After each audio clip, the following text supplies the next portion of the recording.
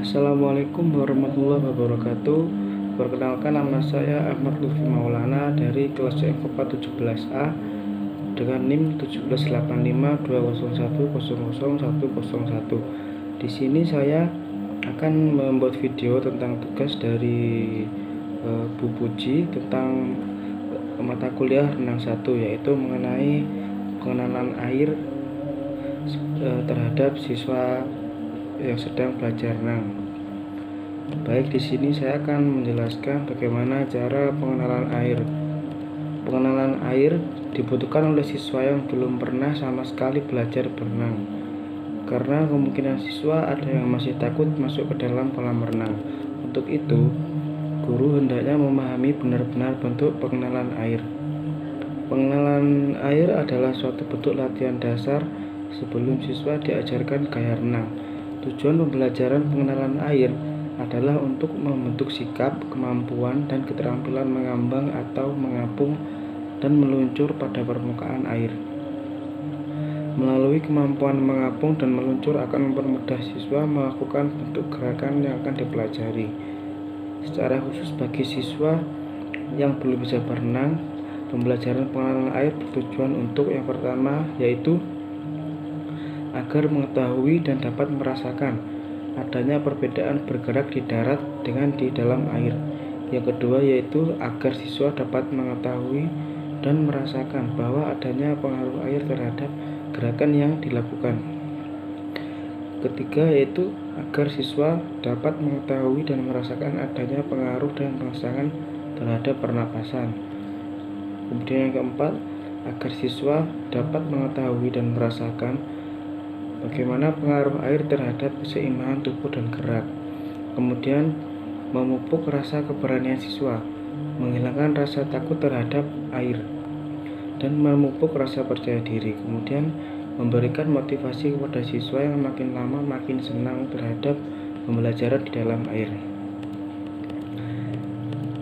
Adapun pembelajaran pengenalan air dirancang sedemikian rupa dalam bentuk yang paling mudah, kemudian ditingkatkan pada bentuk pembelajaran yang agak sukar. Bentuk pembelajaran tersebut antara lain yaitu bisa yang pertama dengan duduk berjuntai di pinggir kolam dengan mengayunkan kaki bergantian ke depan ke belakang pada permukaan air. Kemudian bisa dengan berdiri kangkang di kolam yang dangkal, badan dibungkukkan ke depan, kemudian masukkan bagian muka ke dalam permukaan air dan kedua mata dibuka. Kemudian dilanjutkan dengan memasukkan seluruh bagian kepala sampai terbenam di bawah permukaan air, dan duduk jongkok di dasar kolam dengan memegang kedua lutut dengan kedua tangan. Berikutlah sejumlah latihan untuk bergerak di dalam air, di antaranya yang pertama, yaitu yang pasti siswa harus masuk ke dalam air. Bisa dengan rendam tubuh sebatas leher, kemudian basahi muka dengan kedua tangan berulang-ulang, kemudian bisa duduk di dasar kolam, kemudian bisa melompat dengan mempergunakan kedua kaki dirapatkan, kemudian bisa dengan berjalan dalam air, berjalan dengan lutut ditekuk dan tangan diayun di dalam air, lakukan ke arah depan dan berulang-ulang. Berjalan biasa ke arah depan dan belakang, lakukan dengan berulang-ulang.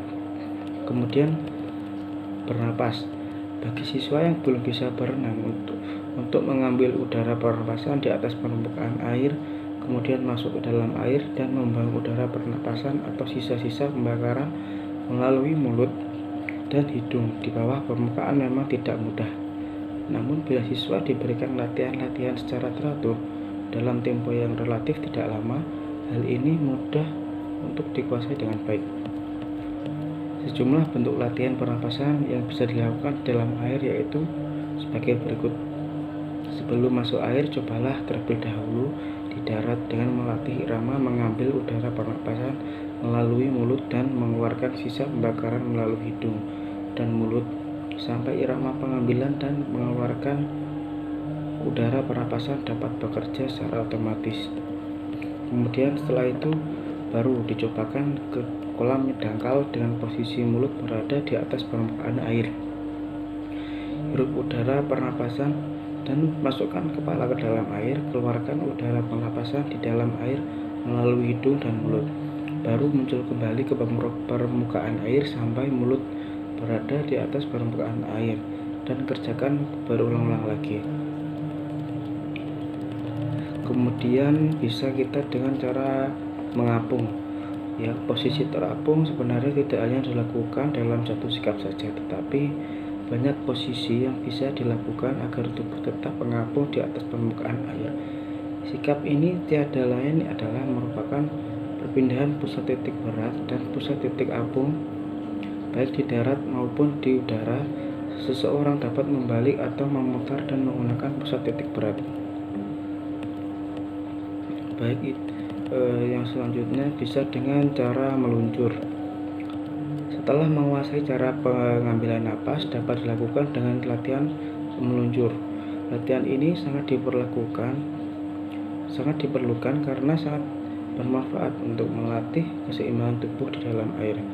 Bila orang tidak dapat menjaga keseimbangannya di air, dan bila dia tenggelam atau terjatuh di kolam yang dangkal, tidak mampu untuk berdiri. Kemudian kita bisa mengajarkan untuk melompat. Bentuk latihan melompat diberikan jika latihan mengapung di tempat sudah dikuasai dengan baik. Pada saat akan melompat, posisi berdiri dicondongkan ke belakang, kemudian melompat dengan mempertahankan sikap mengapung. Lakukan latihan ini sampai rasa takutnya hilang dan dapat mengatasi air tidak masuk ke hidung. Baik, jadi kesimpulan semua tadi itu memang lebih baik, langkah baiknya kita memberikan pengenalan air terhadap siswa-siswa kita, apalagi siswa untuk usia SMP ke bawah itu wajib untuk diperkenalkan ke dalam air, apalagi untuk anak-anak usia kecil, yaitu masih banyak yang memiliki rasa takut ke dalam air, apalagi kolam renang itu air kolam renang kan dangkal rata-rata, jadi kita harus mengenalkan agar bagaimana caranya siswa tersebut tidak memiliki rasa takut terhadap air. Jadi kita bisa memberikan kebebasan terhadap siswa tersebut agar dia merasa senang dulu untuk masuk ke dalam air, supaya dia tidak memiliki trauma untuk melakukan belajar berenang tersebut. Baik, itulah video yang bisa saya sampaikan. Apabila ada kurang lebihnya saya mohon maaf. Wassalamualaikum warahmatullahi wabarakatuh. Salam olahraga.